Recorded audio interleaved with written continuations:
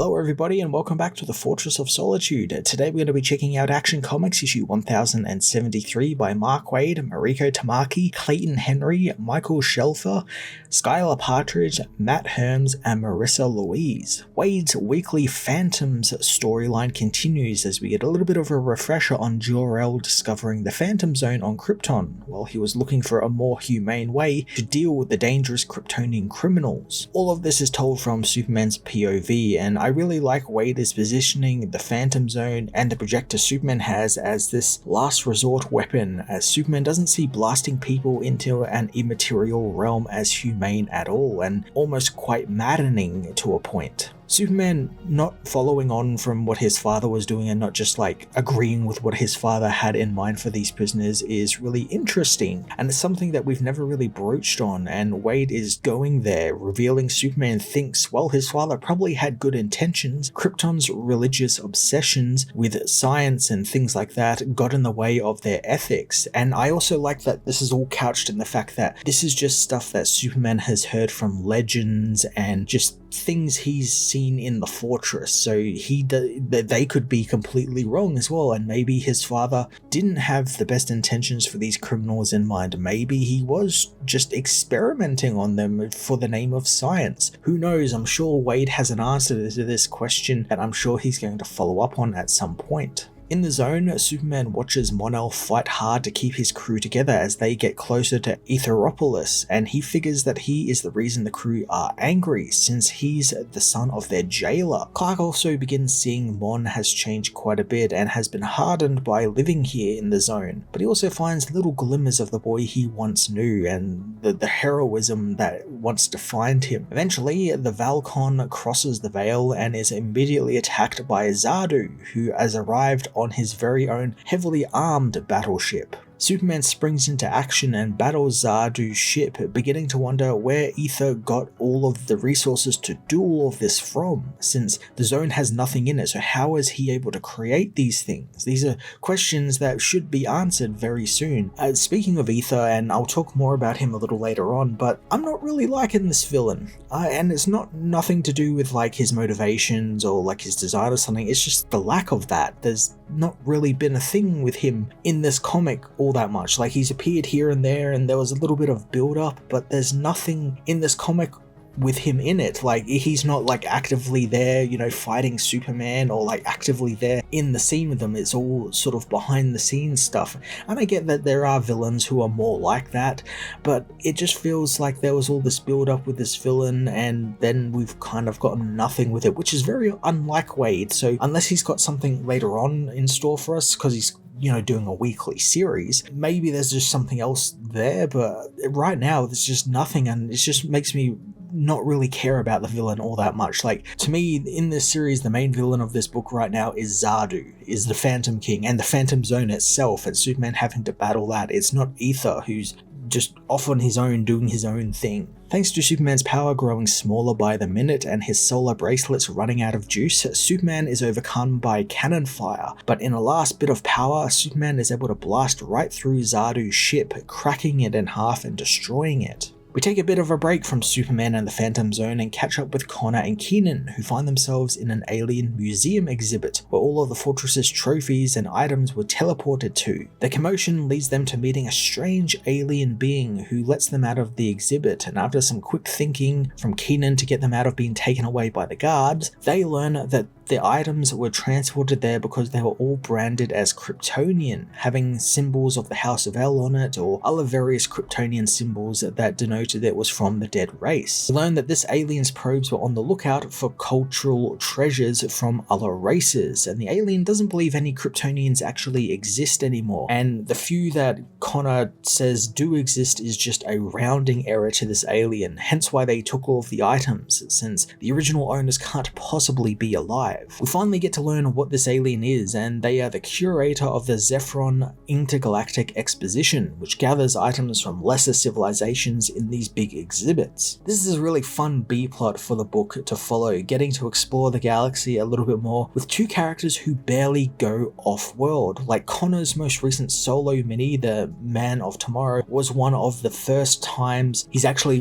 been off-world properly on his own adventure. And Kenan, I don't think, has actually been to out of space, so this is really quite an interesting sort of dynamic for these two characters, and I really like what they're doing with Kenan here, where obviously he's a little bit more cultured and educated than Connor, so we're getting to experience this through his lens. Like he says, like this entire thing that they're in, this museum exhibit, is like a royal house exhibit, and I quite like that. I quite like that he's got a different take on everything around him than Connor does. As the heroes explore the exhibit, Superman is out of power, and since he can't help out Mon-El anymore, he decides to head back home and find some backup, but before he can, Zardu blasts his return device to bits, facing down the hero with an energy rifle. Zardu gets this great villainous monologue here about finally going toe-to-toe evenly with Superman, only to have it come to a quick end when Mon-El knocks him out with one punch, revealing he actually is wearing one of Superman's power bracelets thanks to Clark giving him one to help draw out Zardu, making the villain think that he was all out of power, while Mon-El actually had it all himself. Aether finally makes a grand appearance here and punishes Zardu by banishing him to the Eye of the Zone, a place of bottomless history where time and space intertwine together. Aether's monologue is really cheesy and cartoony, and I think that's like the point. He's kind of posturing. He has come off in the very little bits we have got of him as very someone who's serious about himself. He wants, he wanted to help the people in the Phantom Zone because he wanted their praise, not because he was doing it for some sort of altruistic intention or anything. Like, he didn't want to just help these people. He's doing it because he wants to be, the king of everything, the big savior. And I like that comes through here in the little dialogue he has here from Wade, where he's very posturing and just really selling the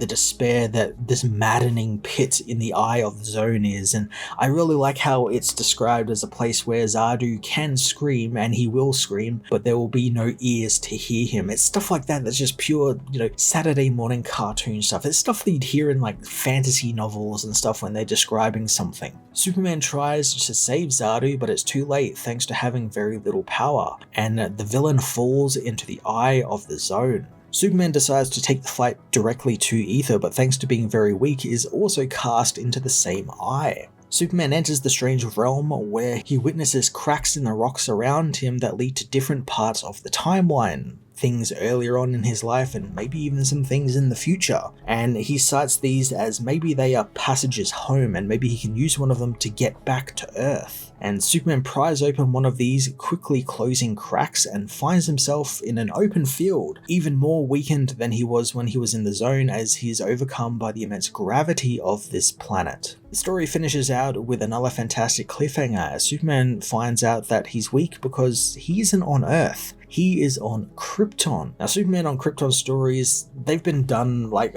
dozens of times, hundreds of times. I know in the early 2000s through the Joe Kelly run, it happened quite a number of times actually with the World of Krypton series, and we've seen it all happen before, and I always really quite like them. They're always like a little cool adventure. There's a very Back to the Future element to them. Superman, he can't change something because, that would mess up the future. He's got to do something that ensures that his parents put him in the rocket, stuff like that. It's all really fun adventure stuff, and I'm really looking forward to seeing what they do with this, because obviously at the start of this issue, Wade set up this stuff with Jor-El discovering the Phantom Zone and maybe alluding to maybe what Clark has heard about it in the legends and the texts and stuff that he has in the Fortress isn't exactly true, and this will give Clark a chance to find out about that and actually meet with his father. I'm assuming he's going to meet with his father, of course, and sort of hash it out, and I wonder if this is going to bring a clash of ideologies between them, because while Jor-El obviously maybe thought he was doing the right thing, Superman has seen the, aftermath of that right thing and what it has done to some of these people. So it'd be very interesting to see that clash come together in hopefully the next issue, the issue after that. As I said at the top of the review, I really really don't like that this book is lacking ether. Like, he's not in it. Like, he's not the main villain of this book. There is really no main villain of this book. I'm starting to realize it's just like a kind of an excuse to get Superman into the Phantom Zone and going on like adventures, and I get that, but I would really like to see a bit more of this villain and that weird orb he's always got with him, since that's obviously something very powerful and that's never really been explained. So hopefully we get a little bit more of the villain in the coming issues, because right now he's the weakest part of this entire storyline. The book is also supplemented with another Supergirl backup from Mariko Tamaki, and things are made ever so slightly clearer, as seemingly this is a somewhat sequel to Tamaki's Supergirl Being Super graphic novel from 2017. It's not expressly said, but we find out that the villain, and we actually get to see the villain this time, they are being cloaked in a big cloak and like a mask that looks something like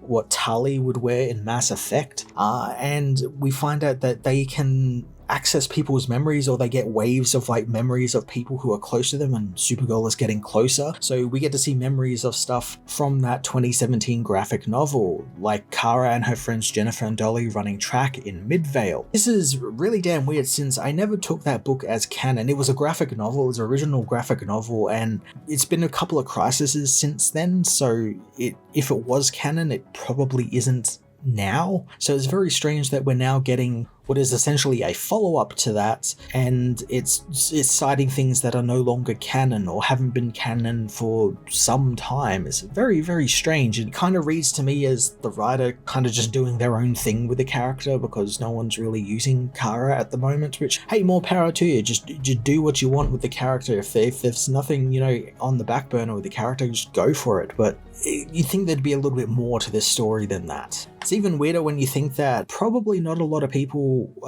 read that Being Super book, let alone remember it. Hell, I had trouble remembering it. It only kind of like clicked in my mind when I saw that panel of Kara and her friends running on a track, and I'm like, that looks familiar. And then I looked back through Tamaki's Supergirl work, and lo and behold, there's that Being Super book, and I'd completely forgotten about it, and then it started coming back to me. And yeah, it's very strange that they've chosen that thing from so long ago to actually bring back something so specific as well. Anyway, Kara follows the coordinates that she was given by the judge in the last issue to the person who is in the jail, and there's actually a really cool visual here of the planet that this person is on, and it's a very small planet. It's like one of those like planets you can just like walk around in like 30 seconds. Very, very small, very cool, and it's not really a planet at all, but more like a sphere that's just a prison, as Kara finds a cell inside of it with the prisoner in it. And again, we get more of this, the prisoner is so bad, and man, Kara better get her quick or else she's going to be in hot water.